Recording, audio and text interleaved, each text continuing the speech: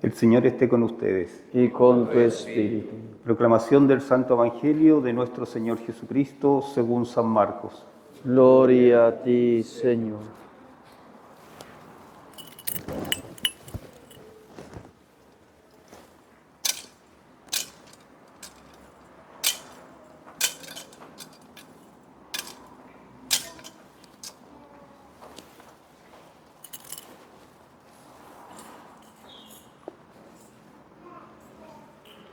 En aquel tiempo Jesús atravesó de nuevo en barca a la otra orilla, se le reunió mucha gente a su alrededor y se quedó junto al mar. Se acercó un jefe de la sinagoga que se llamaba Jairo y al verlo se echó a sus pies rogándole con insistencia: «Mi niña está en las últimas, ven, impon las manos sobre ella para que se cure y viva». Se fue con él y lo seguía mucha gente que lo apretujaba. Había una mujer que padecía flujos de sangre desde hacía 12 años. Había sufrido mucho a manos de los médicos y se había gastado en eso toda su fortuna. Pero en vez de mejorar, se había puesto peor. Oyó hablar de Jesús y acercándose por detrás entre la gente, le tocó el manto pensando: «Con solo tocarle el manto, curaré». Inmediatamente se secó la fuente de sus hemorragias y notó que su cuerpo estaba curado. Jesús, notando que había salido fuerza de él, se volvió enseguida en medio de la gente y preguntaba: «¿Quién me ha tocado el manto?». Los discípulos le contestaban: «¿Ves cómo te apretuja la gente y preguntas: ¿quién me ha tocado?». Él seguía mirando alrededor para ver a la que había hecho esto. La mujer se acercó asustada y temblorosa. Al comprender lo que había ocurrido, se le echó a los pies y le confesó toda la verdad. Él le dice: «Hija, tu fe te ha salvado. Vete en paz y queda curada de tu enfermedad». Todavía estaba hablando cuando llegaron de la casa del jefe de la sinagoga para decirle: «Tu hija se ha muerto. ¿Para qué molestar más al maestro?». Jesús alcanzó a oír lo que hablaban y le dijo al jefe de la sinagoga: «No temas, basta que tengas fe». No permitió que lo acompañara nadie más que Pedro, Santiago y Juan, el hermano de Santiago. Llegan a casa del jefe de la sinagoga y encuentra el alboroto de los que lloraban y se lamentaban a gritos, y después de entrar les dijo: «¿Qué estrépito y qué lloros son estos? La niña no está muerta, está dormida». Se reían de él, pero él los echó fuera a todos y con el padre y la madre de la niña y sus acompañantes entró donde estaba la niña, la cogió de la mano y le dijo: «Talita cumi», que significa: «Contigo hablo, niña, levántate». La niña se levantó inmediatamente y echó a andar. Tenía 12 años y quedaron fuera de sí llenos de estupor. Les insistió en que nadie se enterase y les dijo que dieran de comer a la niña. Palabra del Señor. Gloria a ti, Señor Jesús.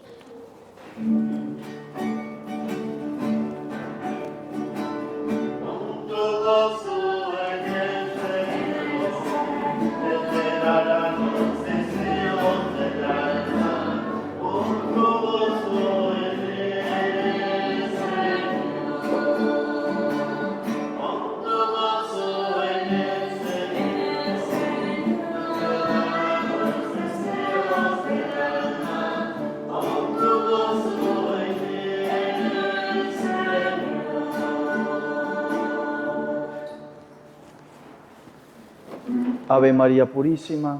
Sin pecado concebida. Queridos hermanos, celebramos el domingo 13º del tiempo ordinario. Y el Señor y la Iglesia hoy nos permiten en la liturgia de la palabra meditar acerca de este evangelio tan hermoso, de la vida eterna, la finalidad de la vida eterna. Ha llegado el Padre John Jairo para confesar, para aquel que quiera recibir el sacramento de la reconciliación. Y entonces escuchamos el evangelio hermoso donde Jairo, uno de los principales jefes de la sinagoga, va y pide al Señor la ayuda para sanar a su hija. Pero en medio de que iba en tránsito, iba en procesión con sus apóstoles y en camino para ayudarle a esta jovencita, a esta adolescente que estaba enferma, agonizante casi ya, como nos manifiesta el Evangelio, pasa hacia atraviesa otra necesitada, la hemorroísa, en el cual sana por la fe de tocar el borde de su manto, pero también el Señor le dedica tiempo a ella con riesgo de que se muriese la niña. Evidente murió la niña por el tiempo que se le dedicó a esta otra señora que necesitaba. Pero sea como sea, al Señor no se le escapa absolutamente nada, porque Dios y el Señor Jesús, que es Dios, todo lo tiene en sus manos, sabía que era para mayor gloria, para acrecentar la fe en sus discípulos y en el pueblo, permitiendo un mal para sacar un bien mucho más grande, en la muerte de la niña, para permitir entonces enseñar la vida eterna. Y entonces escuchamos en el Evangelio cuando el Señor llega ya a la casa de Jairo, cuando la niña ya está muerta, donde todos estaban llorando y a gritos, el Señor les dice: pero ¿qué es ese alboroto? La niña duerme. Y entonces el Señor manifiesta que ese cuerpo que ya se separó de su alma, ese cuerpo está dormido. No es una no es una dormición o un sueño definitivo para toda la eternidad, como creen los hermanos, una parte de los hermanos evangélicos, que piensan de que la muerte es para pasar a la dormición, al sueño, digámoslo así, eterno. Eso no cree la Iglesia. El Señor manifiesta que esa niña está dormida porque su cuerpo permanece dormido hasta la resurrección de los muertos, que es lo que nos va a hablar la primera lectura. Pudiésemos hablar de muchas cosas del Evangelio, de la fe de Jairo, de la fe de la hemorroísa, de la humildad de Jairo y de la hemorroísa, pero yo vamos a interpretar este Evangelio a la luz de la primera lectura. Y la primera lectura, tomado el libro de la sabiduría, nos dice que Dios creó al hombre para que fuera incorruptible. La Iglesia, cuando coloca en los domingos, sobre todo, la primera lectura es para que nosotros sepamos cómo interpretar el Evangelio. Y entonces el Señor hoy, el libro de la sabiduría nos manifiesta que el Señor creó al hombre incorruptible. Es decir, que el hombre no estaba destinado a la muerte, a morir, a enfermarse, a envejecer. ¿Ustedes se imaginan eso? Sin nada de canas, sin nada de arrugas, sin envejecerse, sin que le duela a usted una muela. ¿Ustedes se imaginan? Pues esos dones y esas gracias las tenía Adán y Eva antes del pecado original, que es un don preternatural que el Señor les había concedido a ellos, de que fueran incorruptibles. Pero por envidia de Satanás, dice el libro de la sabiduría, por la envidia del demonio entró la muerte al mundo, y los que pertenecen a él tienen que padecerla. El hombre empieza a padecer la muerte cuando el hombre y Adán y Eva pecan. Entra la muerte al mundo. Y entonces, en esa muerte como tal, ahí está la separación del alma. El cuerpo va al cementerio y el alma va a la presencia de Dios. Es lo que nos enseña la Santa Madre Iglesia. ¿Qué nos enseña la Iglesia entonces acerca del destino final, de la finalidad de la existencia del hombre? ¿Qué es lo que nosotros tenemos que meditar? Porque es la liturgia de la palabra de hoy, pero también porque pues nosotros debemos de vivir para ese momento en que partiremos de este mundo para el otro. Porque nosotros tenemos un fin, tenemos un destino, y ese destino nosotros lo escogemos aquí en la tierra. Entonces, nosotros llamamos de cementerio allá donde se van a depositar todos los cuerpos de nuestros seres queridos. Pero antes no se llamaba de esa manera, se llamaba la necrópolis. ¿Qué es la necrópolis? La ciudad de los muertos. Pero eso es ahí tan terrorífico y como tan negativo, la Iglesia le cambió el sentido, porque por la fe y por lo que nos enseña el Señor Jesús, nosotros creemos que no es el lugar de los muertos definitivo, sino que el cementerio significa como tal el lugar de los que duermen.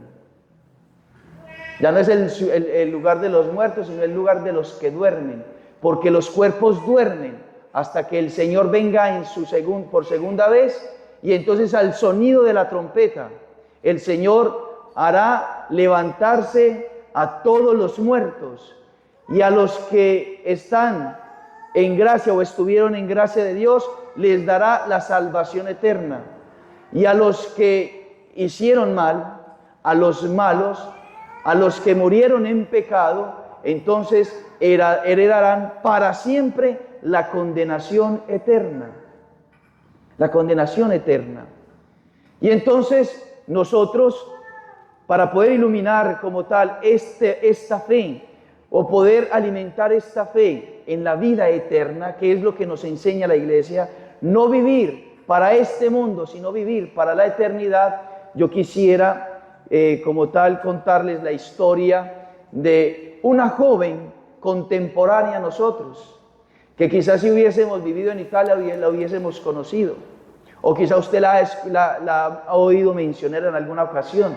Alguna vez la mencioné en alguna homilía, y es la vida de Chiara Corbello Petrillo, una joven de 28 años, murió a los 28 años.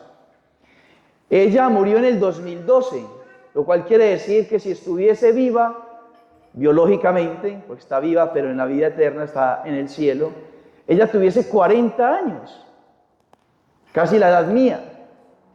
Es una mujer, es una persona contemporánea, y ella tenía una fe firme en esa vida eterna. Y entonces, ¿por qué está en proceso de canonización? Porque la Iglesia está mirando de que se pueda llevar a los altares para proclamarla como santa. Resulta de que ella, no voy a contar toda la historia, pero así sintéticamente, ella fue a una peregrinación a Medjugorje. Allá conoció a aquel que iba a ser su esposo. Retornan con gusto como amigos, formalizan su relación, se casan, y al poco tiempo de casarse resulta de que ella está en embarazo. Y ella en embarazo, a los pocos meses, los médicos le dicen de que esa niña que viene no tiene cerebro. No está el cerebro, no se desarrolló el cerebro. Tiene la malformación de que no tiene el cerebro. Entonces hay que abortarla a la niña. Y ella, con fe firme en la vida inmortal del alma, entonces ella dice, no, esa alma vive, esa alma que es mi hija, el Señor la mandó, tiene vida como tal, y aunque no tenga cerebro, pues tiene un alma que es sagrada y que tenemos que respetar. Y toma la decisión de tener a su niña. La tiene, la bautiza inmediatamente y a la media hora se muere. Con dolor, obviamente, pero con la esperanza de la vida eterna. Pasa el tiempo y queda encinta por segunda vez. Y esta vez de un varoncito. al cual llamó David. Y entonces los médicos, después de un tiempo de su concepción, ya tenía unos meses, le dice lo mismo, viene con malformación. Esta vez el niño David viene sin las partes inferiores de su cuerpo. Entonces usted tiene que abortarlo, porque mire el sufrimiento de ese niño, si vive, si es que vive, cuánto dolor, cuánto sufrimiento. Y entonces ella dice, pues si Dios permite que venga a este mundo de esa manera, es un alma que Dios me confía y es un alma que yo tengo que amar y valorar, y entonces lo tendré con todo el corazón. Decide ella, con fe firme en la vida eterna, tener a David. Al poco tiempo lo bautiza y al poco tiempo muere. Pasa el tiempo, tercera vez, queda encinta y entonces empieza a desarrollarse como tal el cuerpecito, viene sin ninguna anomalía, todo perfecto, el niño está súper bien, está perfecto, no tiene ninguna dificultad y ningún problema. Entonces, claro, todos los médicos contentos, pero da el caso de que en análisis médicos de ella resulta con un cáncer en la lengua, en la garganta, y entonces hay que hacer quimioterapia, le proponen, pero hacer quimioterapia como es tan fuerte, entonces como consecuencia de la quimioterapia el niño va a fallecer. Y entonces ella heroicamente, ella con fe en la vida eterna, entonces ella decide tener el niño y no hacerse quimioterapia. Nace el niño con todo el corazón, nace perfectamente, nace bien, pero cuando ya empiezan a hacerle los análisis a ella, se dan cuenta de que hizo metástasis el cáncer, se repartió, se ramificó por todo el cuerpo, ya no hay nada que hacer. Y entonces ella, viendo que no iba a disfrutar a su hijo y viendo que su hijo no la iba a disfrutar a ella como madre, decide escribirle una carta a su hijo. Esto es un dolor humano que se tiene que entender desde la fe sobrenatural, porque cualquiera uno de nosotros podrá decir, no, qué dolor, Dios cómo permite esas cosas, Dios cómo... Explicaciones humanas no vamos a tener en este mundo. Es desde la fe sobrenatural.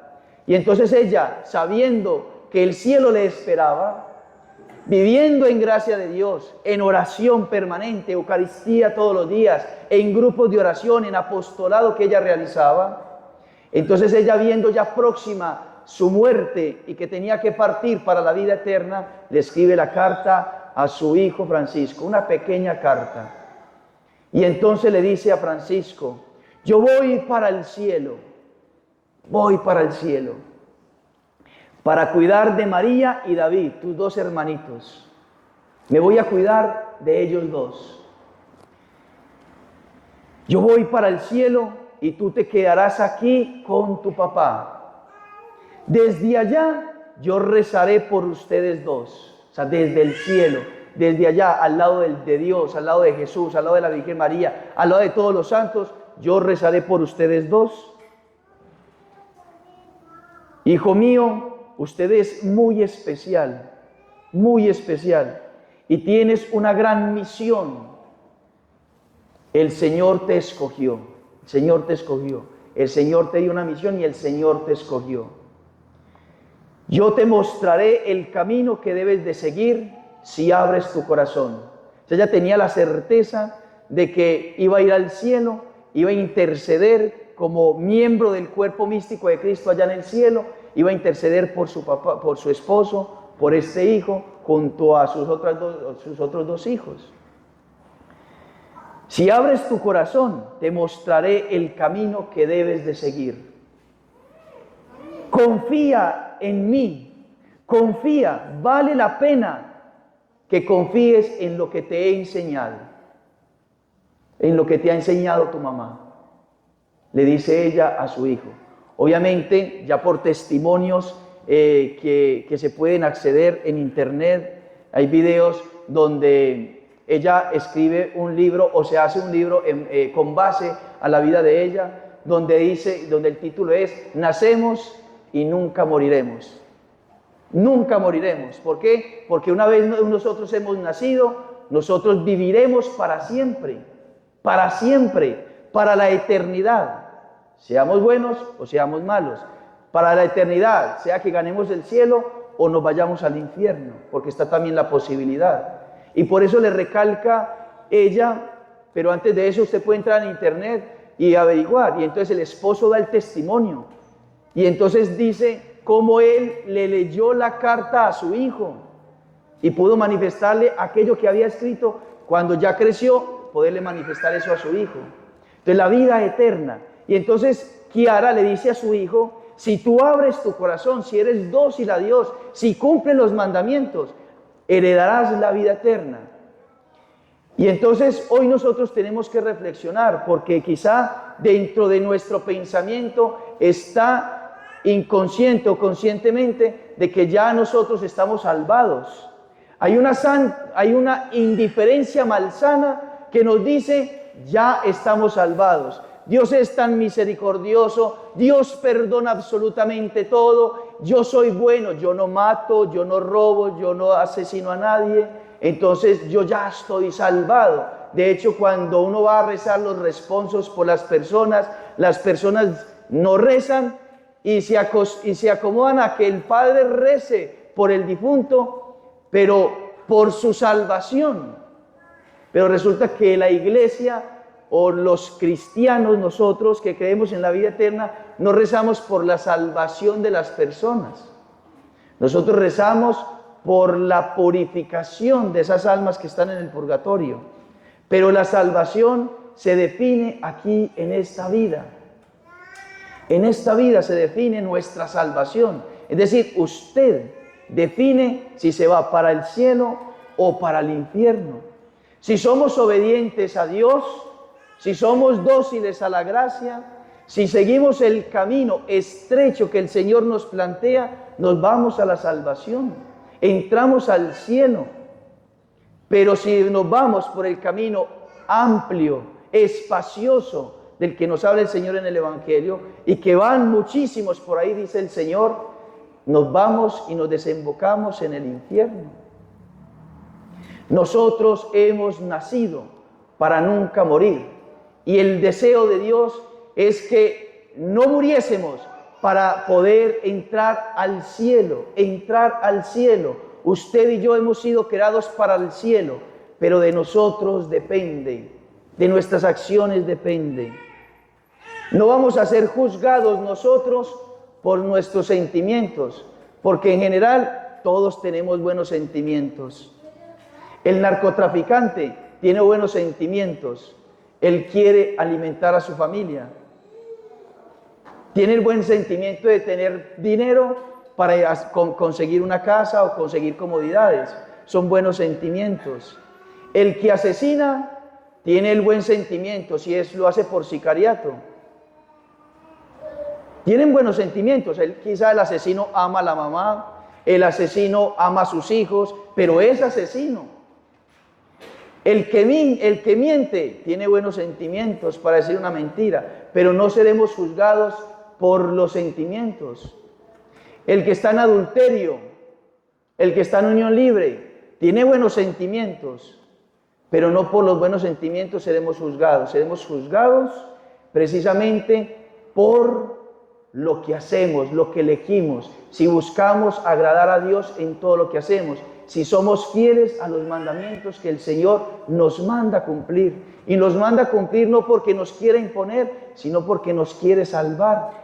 Quiere que nuestra alma permanezca junto a Él para toda la eternidad.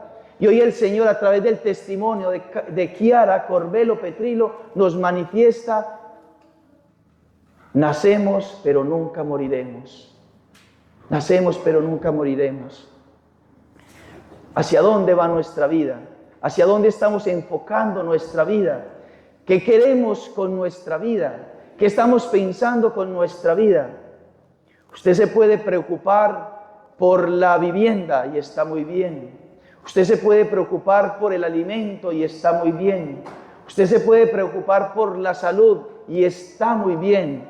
Usted incluso se puede preocupar por los demás y ayudarles en los demás en distintas áreas que se puede ayudar al prójimo y está muy bien. Pero si usted no enfoca su vida a conseguir la vida eterna, perdónenme, pero está en peligro nuestra salvación. En peligro nuestra salvación. El Señor, ¿por qué sana? El Señor, ¿por qué sana la hemorroísa? Porque nos quiere mostrar que Él tiene el poder sobre el cuerpo y tiene el poder para sanarlo. ¿Por qué resucita a la hija de Jairo? Para demostrarnos que Él tiene el poder de la resurrección, de que Él puede con su poder resucitar, pero no solamente la vida biológica, sino la vida eterna, y por eso Él padece, muere y resucita, para decirnos que nuestro camino es la resurrección. Y entonces cuando el Señor venga a juzgarnos de vivos y muertos, nos dirá a todos nosotros: ¡cum! Levántate, levántate. Y entonces los cuerpos de los que murieron en gracia de Dios, de los que vivieron en gracia de Dios, de los que permanecieron en gracia de Dios, se unirán a las almas adornadas por las virtudes, y entonces esos cuerpos serán semejantes al alma. Esos cuerpos serán semejantes al alma. De ahí la hermosura, por ejemplo, del alma de la Madre Teresa de Calcuta, por poner un ejemplo. Ustedes conocieron a la Madre Teresa de Calcuta. Hoy Santa Madre Laura, Santa Teresa de Calcuta. Una viejita así arrugadita, con muchas arruguitas, pero el alma estaba hermosísima. Y ese cuerpo de la Madre Teresa, ¿cómo va a resucitar? No como murió, sino que ese cuerpo resucitará, se asemejará a su alma, y ese cuerpo entonces será glorificado y tendrá la belleza celestial, tendrá la belleza del alma como tal, del alma. Todo lo contrario de un condenado. El cuerpo de un condenado resucitará, pero ese cuerpo será horrible, ese cuerpo será monstruoso, porque se asemejará a su alma. El Señor nos muestra poder sobre los cuerpos porque nos quiere invitar a que nosotros vivamos su voluntad, busquemos amarlo sobre todas las cosas, seamos fieles al Señor, le busquemos agradar con todo el corazón, para que un día Él nos diga: cum, levántate, talitá, cum, niña, niño, levántate para la vida eterna.